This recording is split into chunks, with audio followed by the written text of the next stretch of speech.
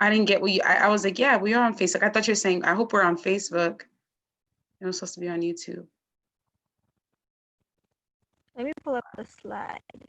That's actually good though. I'm happy.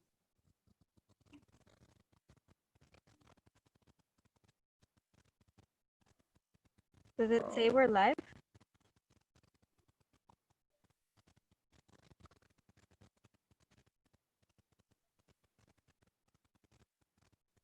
All right, everyone, we're back.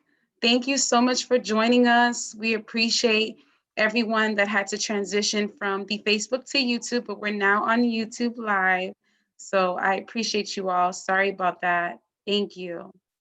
And Diane was covering, we just finished covering the importance of a syllabus and understanding your syllabus. And now we're going to move on and transition to our second topic of our PowerPoint. And I'll let Diane take that away. Thank you all.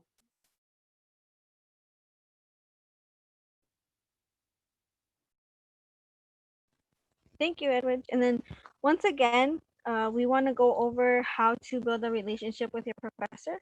We already saw the importance of why you should understand your syllabus, and we also saw how you can interpret your syllabus.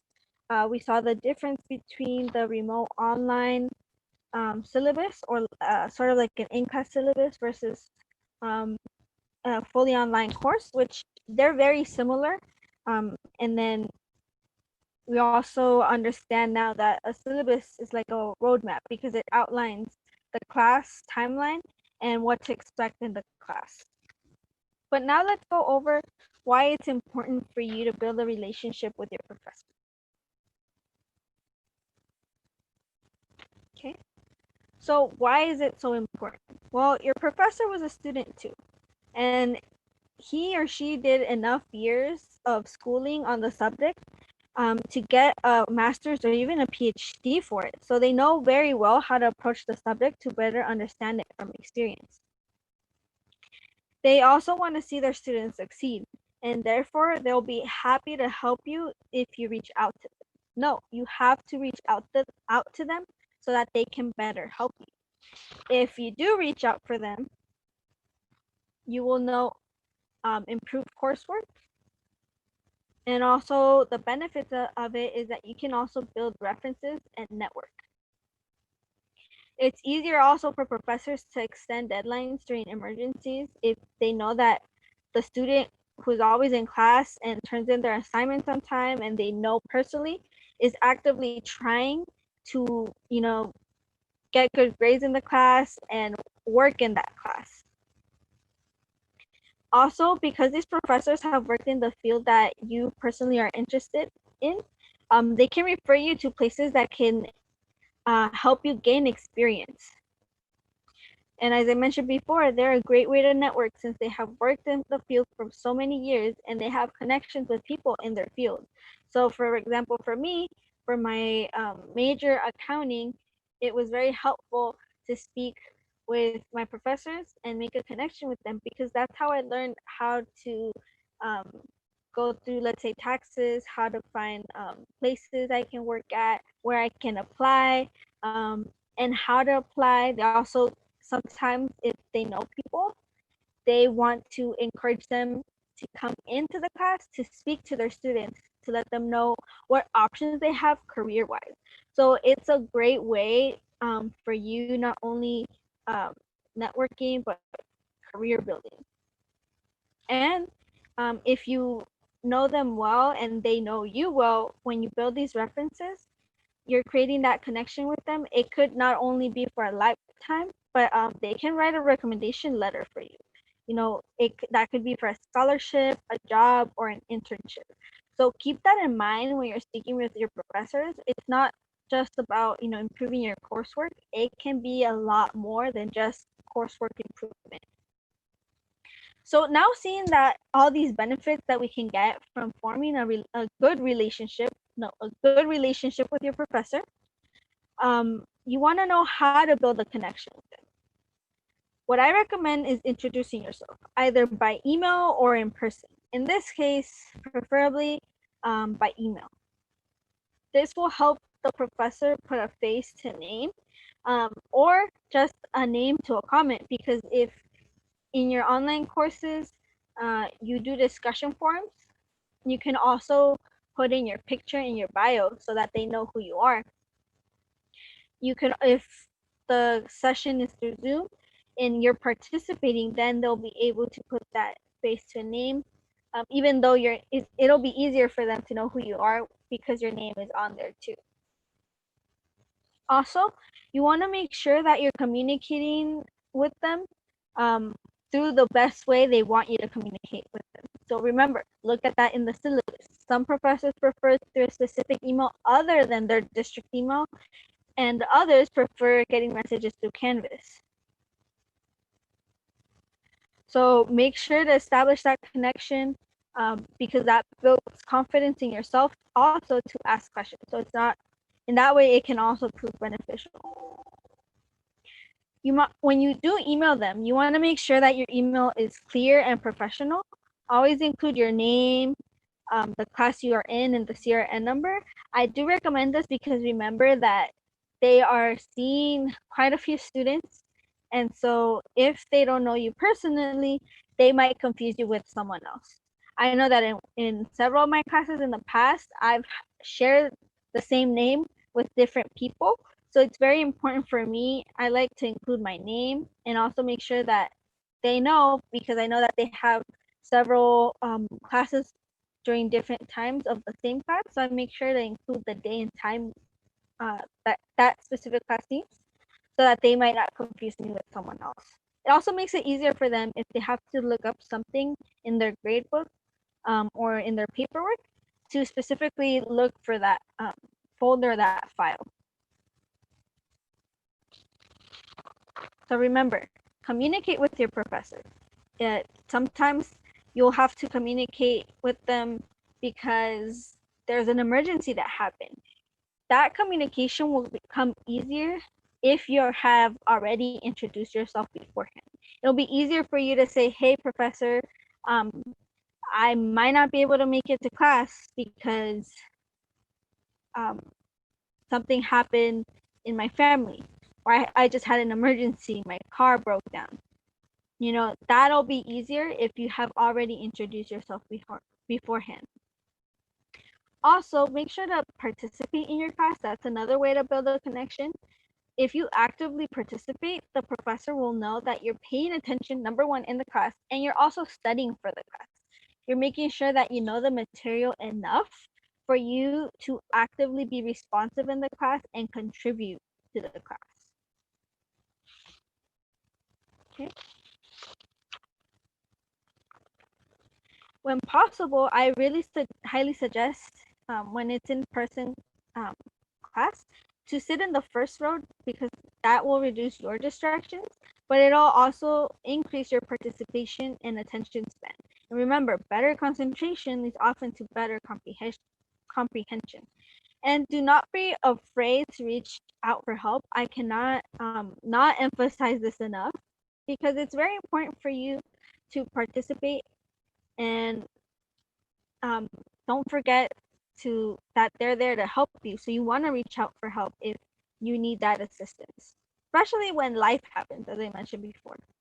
A lot of professors are willing to work with you even more and help you overcome your challenges and even give you grace for one late assignment if they see you actively trying in their class.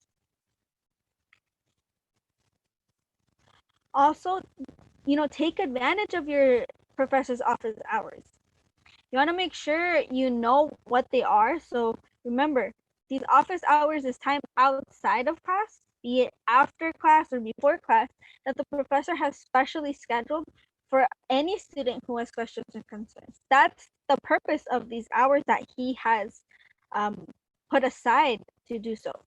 So in these office hours, what do you want to do then? You want to ask questions, get clarification on assignments. If it's an English class, for example, I highly encourage you, if there's an essay that you're writing, get the professor to read it, get the professor to comment on it before it's due. They're great at giving you feedback and making sure that you're answering the prompt. So other than the English center, you can always get feedback from your professor. And this is a good opportunity to get it. Communicate with your professor if you're struggling. Don't be afraid again to ask for help if you don't understand a certain concept. Remember that they have taught for so many years and studied for that particular subject another year, so many years. So they know how to best approach that subject. Also, you know, take this opportunity to review exams or papers. So if it's near a test and you're unsure of certain topics, utilize these offers hours for that, and also get feedback.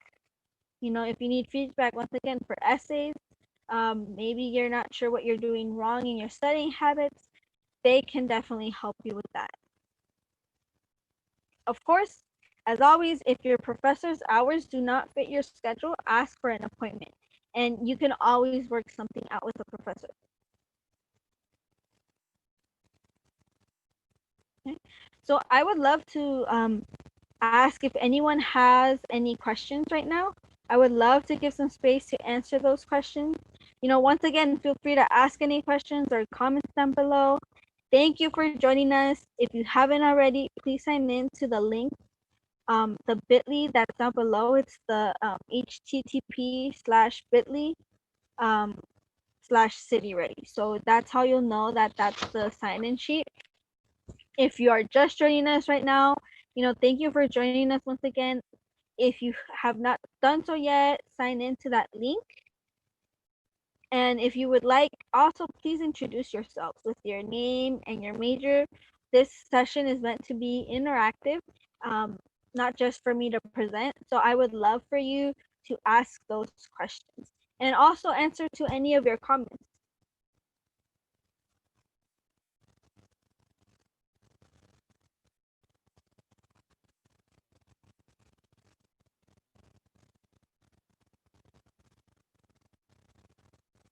Okay.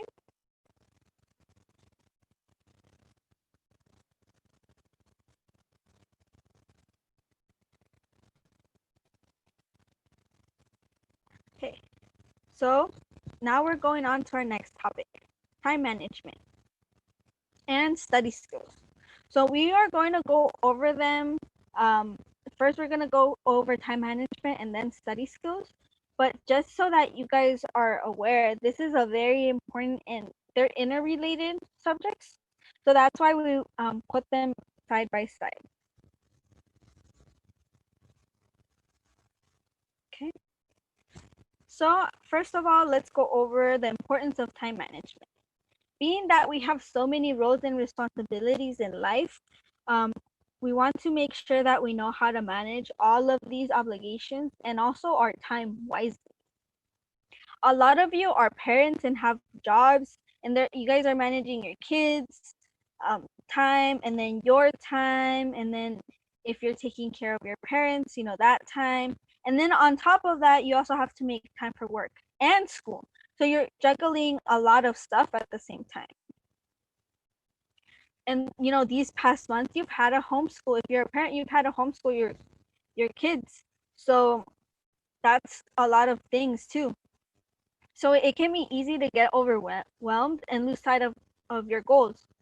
So that's why we highly encourage you for increasing your time management or helping with your time management, to get a calendar or a planner, because they're a great tool that will allow you to manage your time and life. It'll help you avoid burnout. It'll help you avoid feeling overwhelmed and overly stressed. It'll also help you study more efficiently. So remember, you want to study smarter, not harder. So that this is why we are going over it together, because having good time management is interrelated with studying, um, increasing your study skills and also studying efficiently. So let's go over, uh, you know, creating a schedule for yourself, because that's the best way to have good time management. So these are some examples of a calendar. So you can use a phone calendar. You can use a whiteboard as a calendar. You can also make a notebook a calendar. Use Google Calendar, that's another online calendar.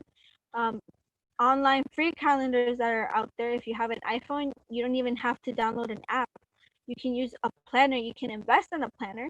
There's really nice ones out there if you prefer having something written out. You can also print out free calendars online. I know Passion Planner has great templates for your calendars and planners that you can print out if you have access to a printer and map out, your schedule. I would also like to note that there are different types of planners. Um, they come in a variety of formats. Some are daily planners that you can jot down sort of like a to-do list for each day. There are other ones that they're they have weekly planners. So you overview a week, as you can see in this bottom picture, and you can, timeline your week out, even set what time you need to be somewhere if you have an appointment, or maybe just goals that you have for each day throughout your week or goals for that week. And then we have the monthly planners, which it's you're planning for a whole month at a time. And that's another great way to just sort of see your whole calendar, your whole month of events. That one is really great for that. So each one has its purpose, but know that there's different varieties of formats within calendars and within planners. And depending if you use a phone calendar or a physical planner, you decide to invest in a physical planner, they can look a little bit different. But remember that you want to choose the one that works better for you. And remember also that there's no right or wrong way going about this, because the point is that as long as it's helping you achieve your goal successfully, that means it's working. Okay. Now, strategies when creating a calendar. So you want to be strategic about this. Um, think of it as outlining your time, sort of like budgeting your time. Sort of like when you budget your money, in this case, you're budgeting your time. You can separate work um, calendar, your work calendar from your school calendar, or even your personal calendar, or you can have it all in one, whichever is easier. You can make it fun. You can use color, you can use stickers, post-its to highlight important events. It also can be therapeutic. So if you like throwing all those stickers, all of those colors, feel free to do so. But if you feel like that would be a little bit too time consuming, you can also keep it as simple as possible. You can just write things down whenever you need to, write out your events, just, one a black pen and a highlighter. If that works for you, that works for you, and that's perfect. Also, you want to learn how to prioritize. Again, you want to think, I'm budgeting my time. See what is most important to you and plan around that. So if you have a doctor's appointment, if you need to prioritize your kid's schedule, keep that in mind when you're planning for future events. Also, when you're creating a calendar, if it's specifically for school, you want to consider the first 2 weeks that they can be a little bit crazy, just because you don't want to lose your spot in the class. So you want to be on time in the class. If it's in a remote online setting in a Zoom session, so you want to make sure that if the class is at 8, you don't want to wake up 10 minutes before the class starts. You want to set your alarm earlier so that you're ready, awake, prepared, maybe even have eaten something before your class started so you can concentrate better. Also, if you're commuting from work to school, even if it's at home, you want to think about that, because that takes a good chunk of time. So, plan around that too. Keep that in mind when you're planning things.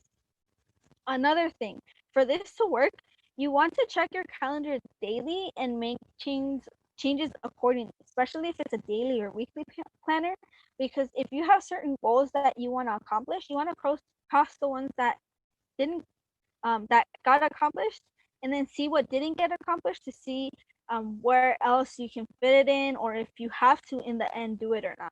Because as you know, sometimes things get canceled.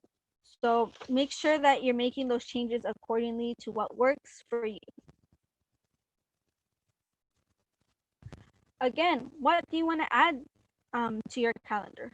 Well, if you're investing in a planner, or even if you're not, if you're using a phone calendar, I highly suggest you to add all the assignments on that calendar.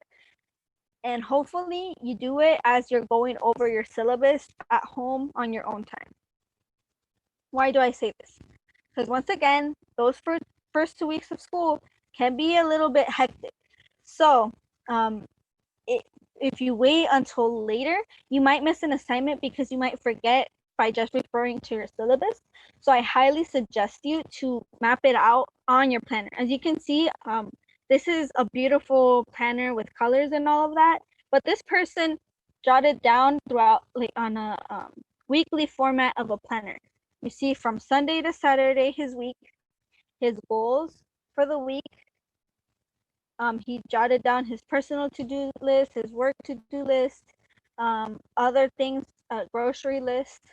So this planner had enough room for him to jot down ideas, but also he jotted down important things throughout the week.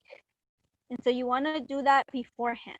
So allocate a time for you specifically to go over your planner and put things in it, dates, assignment dates.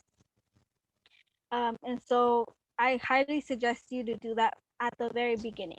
And once again, update it weekly or daily. Also, schedule breaks for yourself to not overwhelm yourself. So it's okay if you plan a party at 5 in the afternoon on a Friday because you didn't have class on Friday and you just wanted to have fun. That's fine.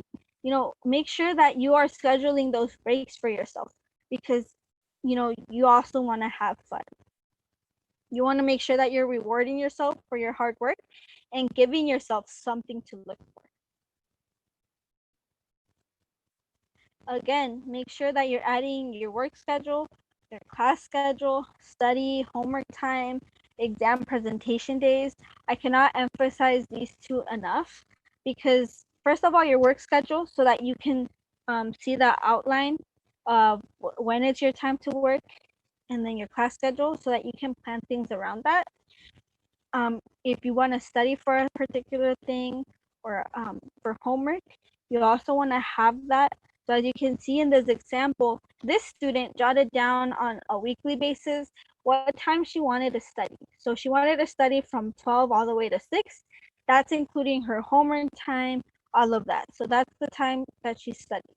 Then she has practice for dance practice, and then she goes to study again after she eats dinner. So as you can see, she even jotted down the time that she was going to have some me time. Not only eating dinner, but she was also going to watch TV. And you see that that's only on Mondays. The rest, she just eats dinner and then goes back to study, except for the weekend. Also, make sure to, when you're doing the exam presentation days, you're not leaving it to the last minute, you're spacing it out. Also, jot down your personal appointments, such as doctor's appointments, family dinners, social time, as I said before. You want to put this all in your calendar so you can better think and adjust your time. If you see that two things won't work, you have enough time to say, I can't make it. And that way, you won't overwhelm yourself and it won't happen that you double book yourself and now you're having to cancel a commitment that, you might not be able to in the end. And you don't want to sacrifice one thing over the other.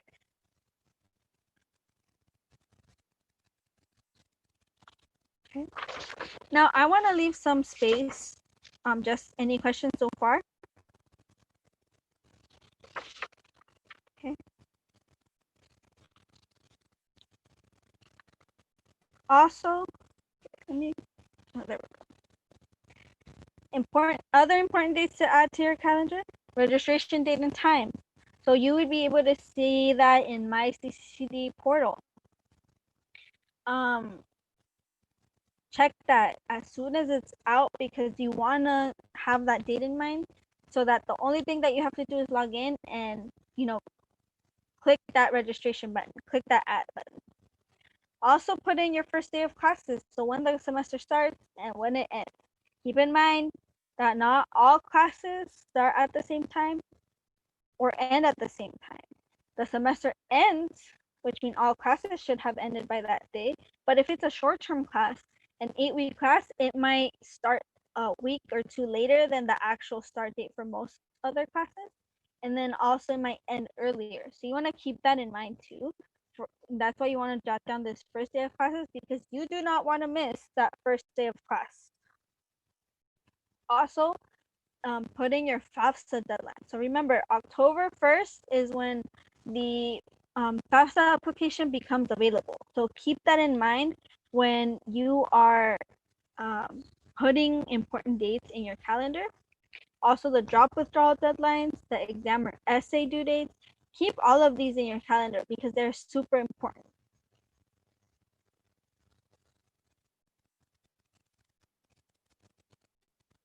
Okay, so the other place where you can find important dates, the San Diego City College website. So you can go in there and see the programs and the calendar. You can also go to my SDCCD portal and view those important dates to when the semester starts, to when open registration comes out, or open um, the appointment dates come out. Canvas is a great resource for you to look at the calendar portion um, on when the assignments are due. Keep in mind though that some things like discussions that might not appear on your Canvas calendar. So keep that in mind. So always refer back to your syllabus because the syllabus gives a description of your assignments. So always keep in mind that those two should match up. And if it doesn't, you want to add what doesn't match up onto your calendar if it's like part of an assignment that's not due until later. So keep that in mind. And I would also love to refer you back to our next Friday session because we on next week's session we will be going over how to navigate the San Diego City College website, my CCCD, and Canvas. If you have any questions on how to navigate them.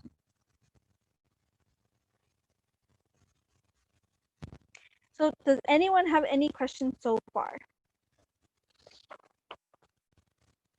And once again, I would love to answer them. If you're just joining us right now, feel free to share any questions or comments, or your name and major too, so that we get to know you. Also, um, if you haven't done so already, please sign in to the link that has been posted on the chat. Please do so. We would love, um, to thank you once again for joining us. Feel free to ask any questions, share any comments. Those comments will help us, um, interact with you because this presentation is for you and we want to know that you're understanding the information. And if you have any questions, feel free to ask them.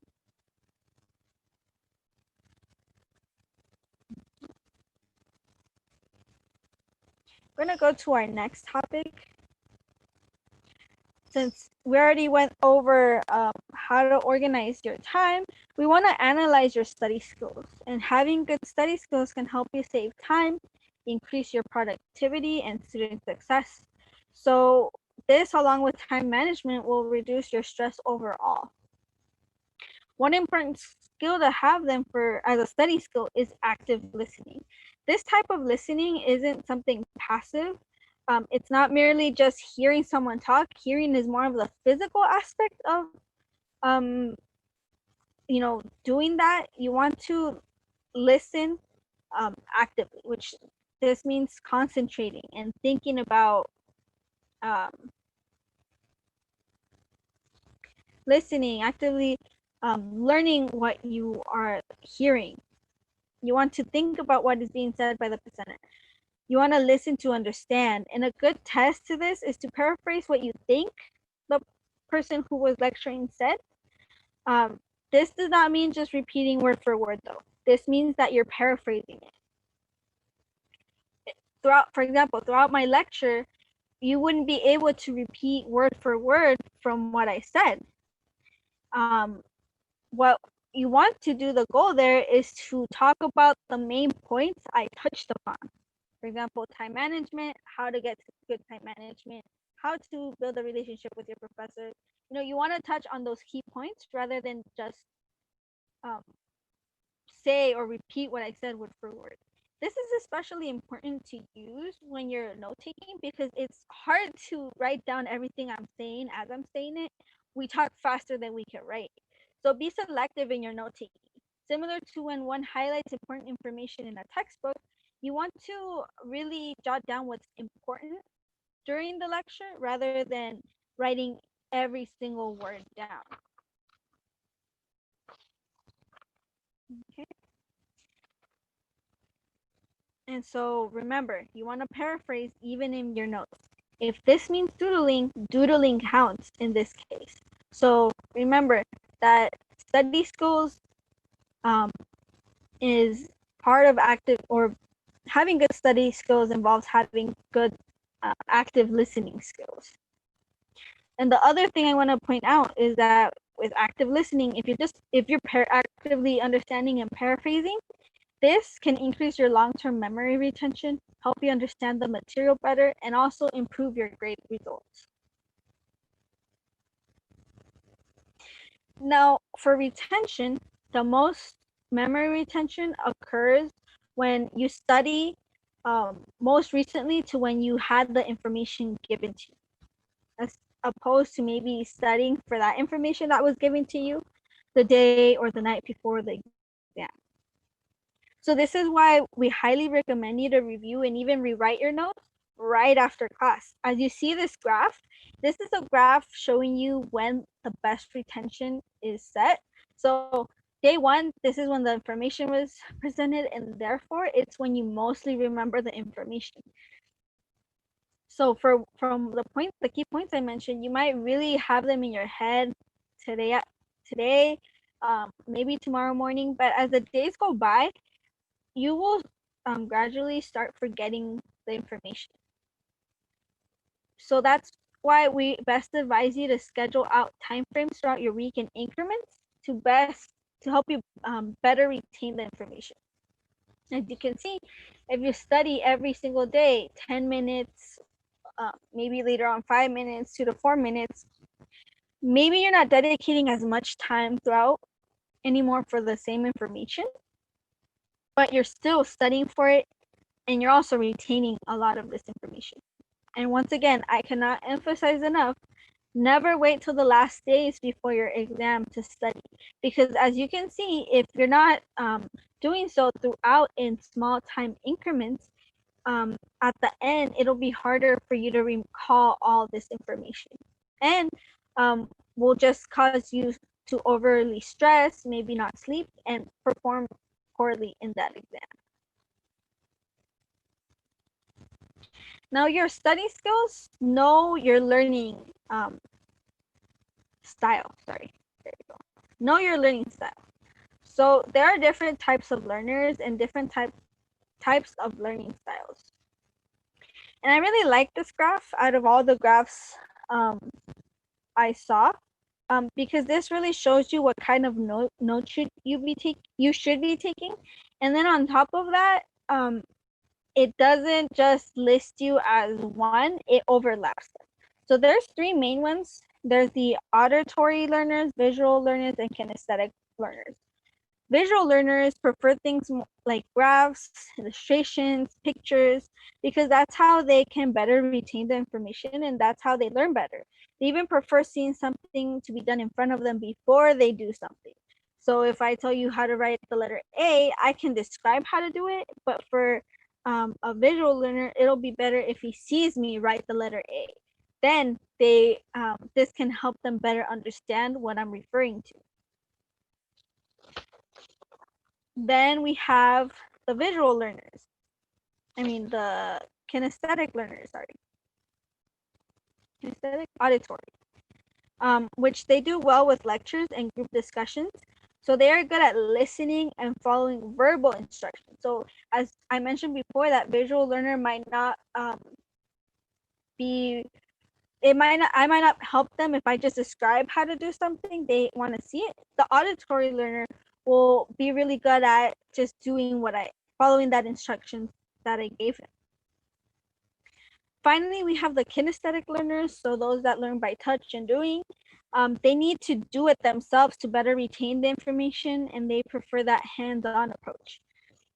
And as I said before, these learning styles overlap. So we have kinesthetic auditory learners, so they can hear and they like doing at the same time, sort of like when with music you have to listen and then play, or play first and then listen. We have the visual kinesthetic learner, where they can see something being done and then they like doing it too. And then we have that visual auditory learner, where they can better understand information and learn information when they're seeing something and hearing something being done. Note that also they don't only overlap in the like it's shown in this graph, but also the way that you learn may depend also on the subject. So you might not learn the same way uh, that you'd learn a math concept versus, let's say, a history anecdote or an important event in history. You won't learn it the same way that you're learning how to use a formula in math. So keep that in mind with your learning style. It doesn't only depend on how you learn best, but it also depends on the subject. So here are some note-taking techniques. You want to identify the main ideas. As I mentioned, um, this is effective not only when you're during a lecture, when you're hearing someone speak on a presentation. Um, this is also effective when you're going over a textbook and jotting down notes. Remember, don't try to rewrite everything down. You're not trying to rewrite what I am saying, and you're not trying to rewrite that book that you're going over. Figure out those important key points. And from there, you also want to know what note-taking format works best for you. As you can see, we have different ones shown right here on the screen. We have the outline form, where this is mainly used for, I like it for seeing what to study for a test and also for an essay. So the subject of a report, for example, you have 3 main ideas, and then you want to jot down your supporting detail. Um, Also for the Cornell notes, that's another way that you can use Cornell notes, and you can also uh, use the Cornell notes to do an outline too. But as you can see, that person during class, main points, bullet points, diagrams, they drew it all in the note section, but then um, they could have gone over it and then added their own notes on the Q side of that paper. Or you can do a flow chart. So I really like flow charts if you're sort of more artistic, and even if you're not, you can use color. Um, you can draw little squares, little bubbles, and this one is good for um, jotting down main ideas and then see how they connect.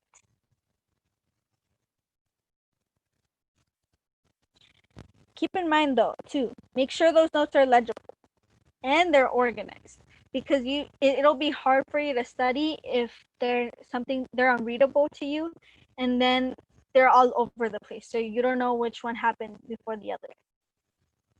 They can be, once again, as simple and as colorful as you want them to be. Use color, highlight important concepts.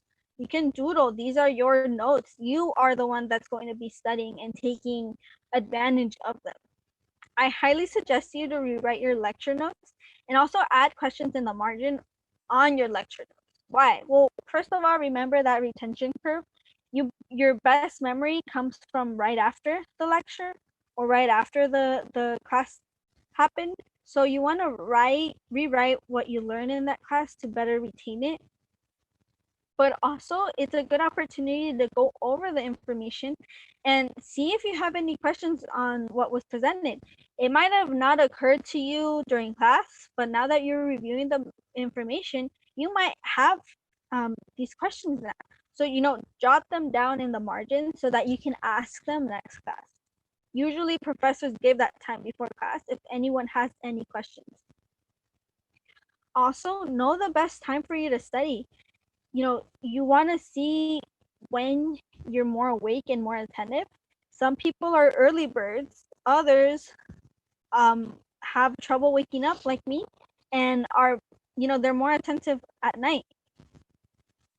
So I prefer studying in the afternoons rather than in the mornings. So you want to really study when you have the most energy.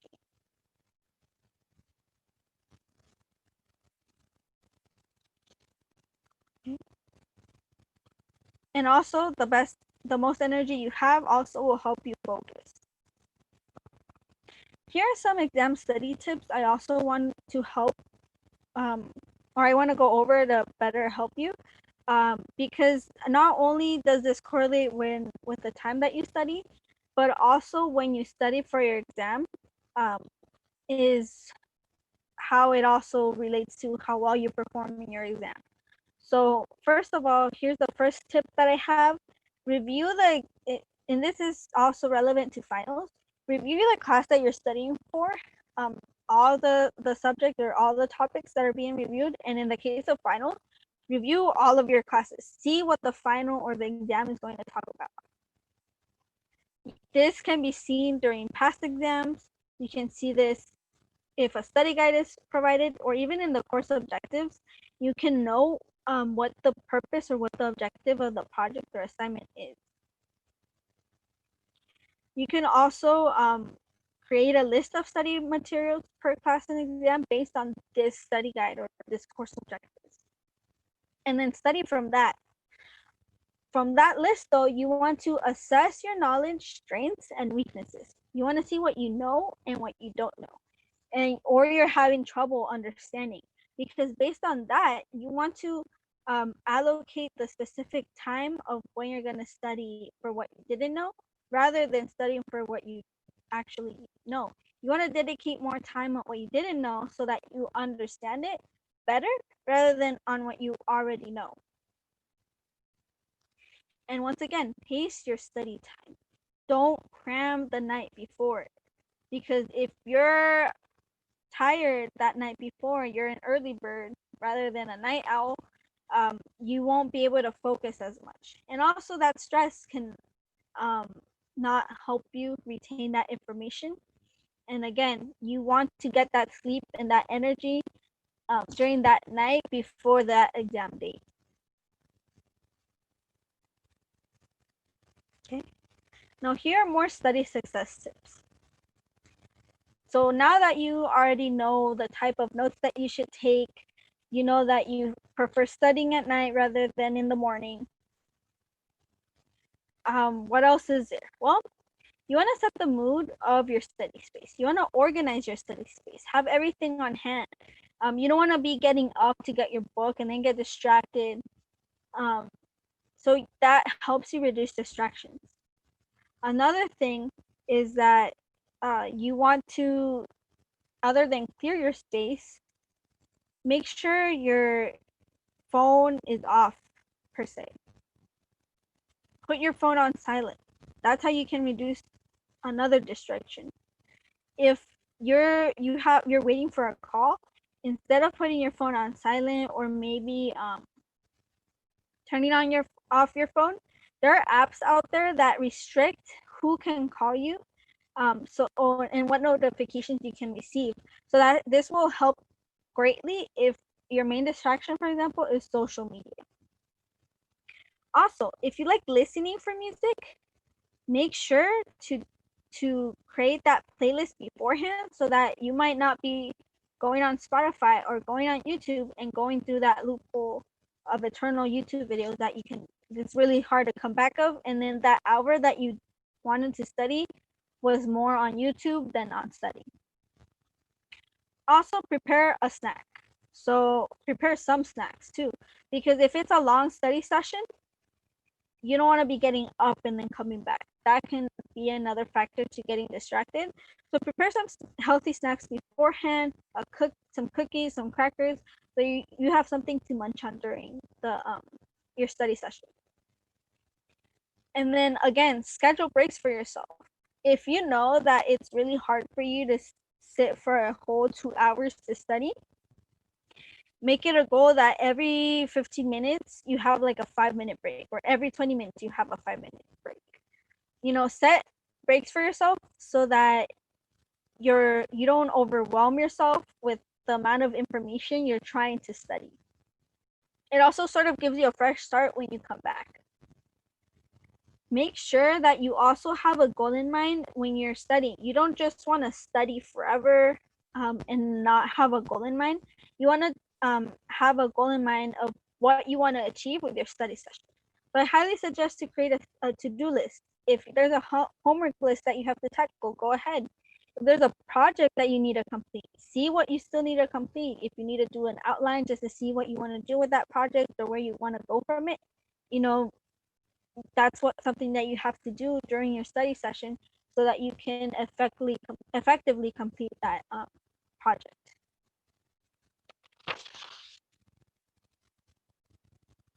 Okay. Another valuable tool. One is study groups. So if you are in a study group, you know, there's added perspectives that are different from yours. And so to these different perspectives, this gives you a higher understanding of a concept that's being taught in the class. These will also allow you to learn and observe new ways of study and understanding. So that's another good way. Maybe you hadn't thought of studying a certain way and then someone else is studying that way. You can learn that way too. Also, if you are struggling, another person can help you. And then they might explain it differently and that might help you understand it better. In turn, too, this happens vice versa. So you can help another person who's struggling, and that helps you retain the information anymore because you're actually practicing it. You're teaching it to someone else because you understand it. So as you can see, study groups help you supporting you through studying, but also can motivate you because you will enjoy having these study groups. I do give a caution though for study groups. Make sure that the people in your study groups are there to study, not to have fun. And I'm not saying that study groups aren't to have fun. You can have fun in study groups, but you want to make sure that you stay focused to your goal and it's not easy for you to um, get distracted.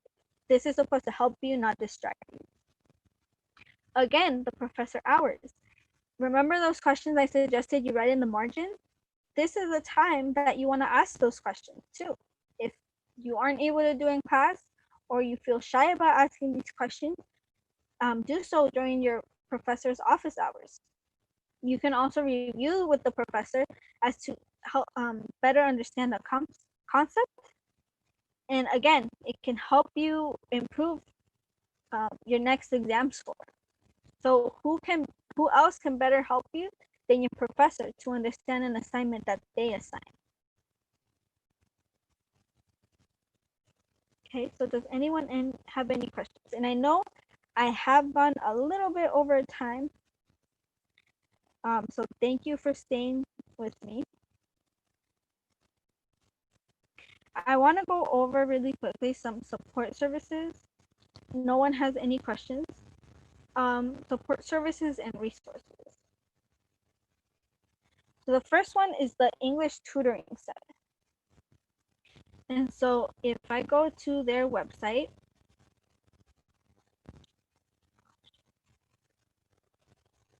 the San Diego English Center has great resources on their webpage.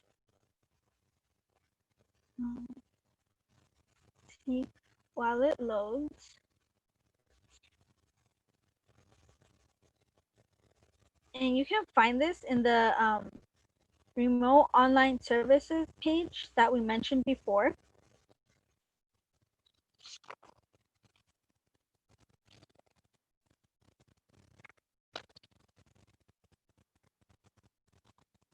You can see here's the list. This is the first one I wanted to talk about because if you have an English class, they're a great resource for you to, if you need feedback on an essay, you can receive help there. You can upload an assignment through Canvas. If you watch this video, they'll go over how to post them, how live tutoring works, assignment submission works, all of that.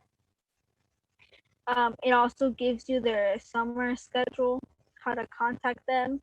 On top of the English Center, though, you have the online tutoring centers. You also have the library where you can do an online chat with an academic librarian, which is awesome because they're available 24/7.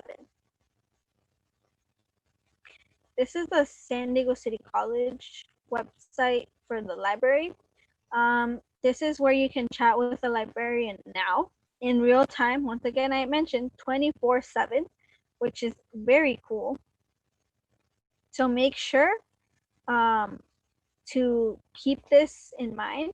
You can also start a research if you don't have access to a library. This is the online database to access an online library. There's movies in here if you need to watch a documentary, course reserves, articles, books. So this is a great resource that you can take advantage of. Okay.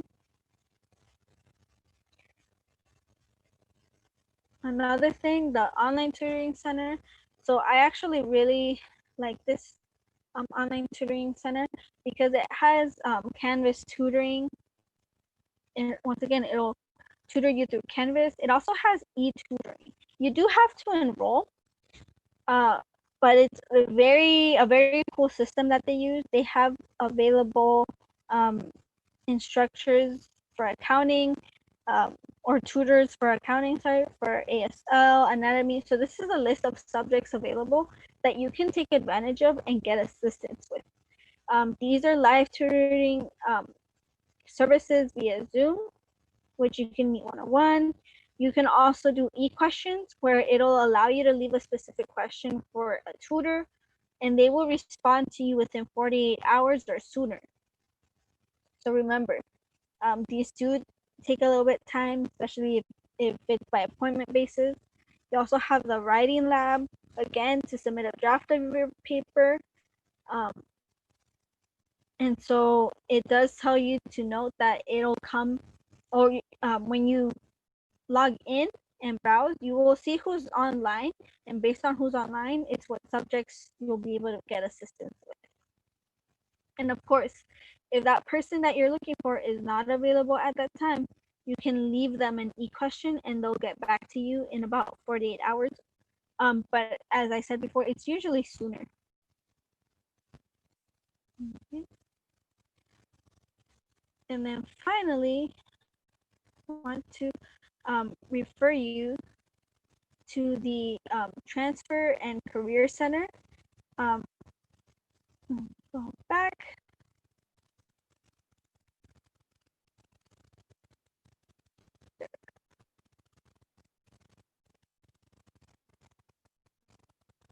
So I really like the Transfer and Career Center because um, I know that some of you taking business classes, they ask you to create what is it, a resume, practice resume, sort of to practice what you would put on your resume. And so here is where you would be able to find their contact information. They have workshops online. I highly suggest you to check them out on their Instagram page because they're there. Um, they also do transfer counseling online if you email them at this email. So please have this ready for you. Check this out. Check them on social media. This is a very helpful resource for you to take advantage of. Okay.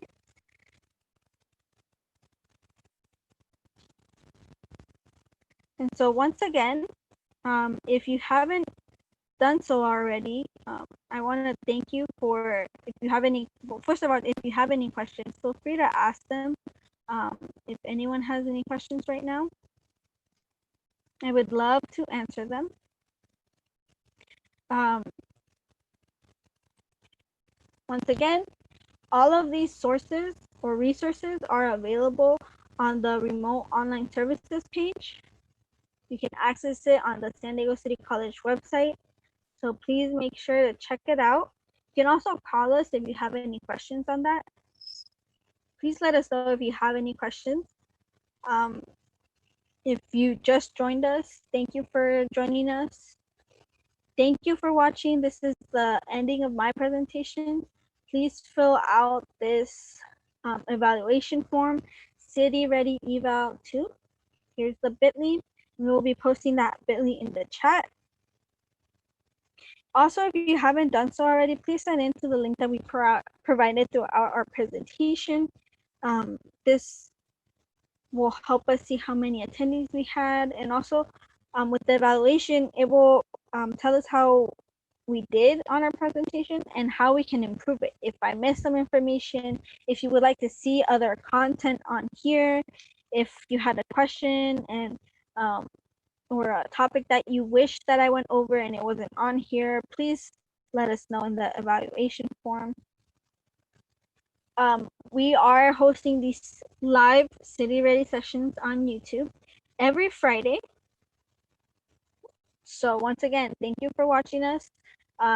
Today is July 17th, so we did session 2, but next week it's will be July 24th, and we will be going over the session number 1. If you guys missed it, um, we will be going over it again. The San Diego City College website, the remote online student services website, how to navigate my CCCD student portal, and how to navigate Canvas. Because I know that um, for some of you, it's new, all of this, and we want to make sure to provide you with insight on how to be successful and in this virtual online classes that we are having now. And we also want to connect you to the campus resources available and the support programs available, that they're there for you and we want you to take advantage of. You can also you know, follow us on social media at SDCityFYS. That's our handle. We are once again on YouTube. I highly encourage you to RSVP as well to that bit.ly at the City Ready session. So this was part 2. We will be hosting part 1 next week. And once again, thank you for watching. Please fill out the evaluation form on the side. Also, we are available Monday through Friday, 8 a.m. to 5 p.m. Once again, we are available to assist you with your admissions and FAFSA applications, as well as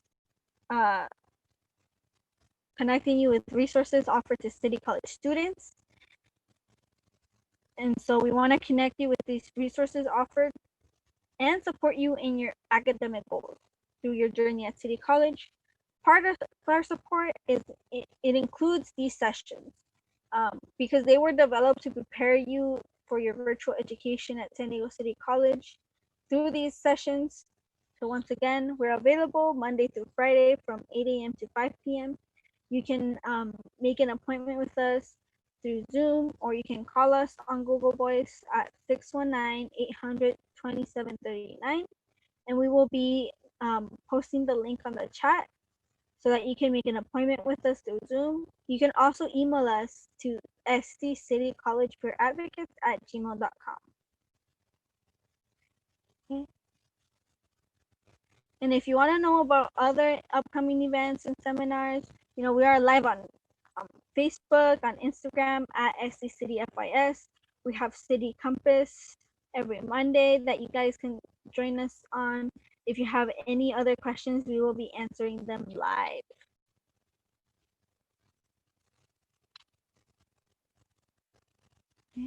So once again, thank you so much for watching. If you haven't done so, please fill out the evaluation form that we have posted in the chat. Thank you so much for watching. We hope to see you next week in one of our live sessions, City Ready sessions, or City Compass on Facebook, Instagram, or Twitter.